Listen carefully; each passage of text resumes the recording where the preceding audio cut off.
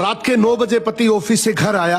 पत्नी ने आते ही उससे लड़ना शुरू कर दिया क्योंकि वो उसे पसंद नहीं करती थी। पति बोला मुझे खाना तो दे दो, बहुत भूख लगी है। पत्नी बोली खुद जाकर खा लो, मुझे तो नींद आ रही है।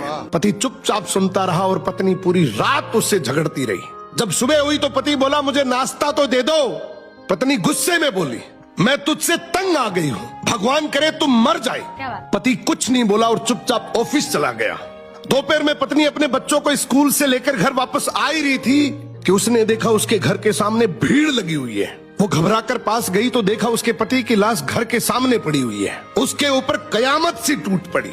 मन में सन्नाटा छा गया। लोग आपस में बात कर रहे थे कि कार से उसका एक्सीडेंट हुआ है। पत्नी जोर जोर से चीखने लगी और चिल्लाने लगी कि संजय उठ जाओ, अब मैं तुमसे कभी नहीं लड़ूंगी, तुम्हें कभी कुछ नहीं कहूंगी, मुझे कुछ नहीं चाहिए। उठो संजू, तुम्हें भूख लगी थी ना, चलो मैं खाना देती हूँ, मुझे छोड़कर मत जाओ, उठ जाओ।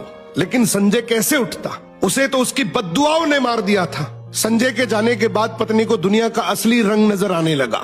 रिश्ते बदलते दिखने लगे। उसके अपने उससे मुंह मोड़ने लगे। लोग उसे गंदी नजरों से देखने लगे। कुछ ही दिनों में उसका घर भी उससे छीन लिया गया। जो हिस्सा उसका बनता था ससुराल वालों ने उसे दे दिया। पति के मरने के बाद पत्नी को एहसास हुआ पति जैसा भी हो, चाहे पसंद का हो या नापसंद का, लेकिन वो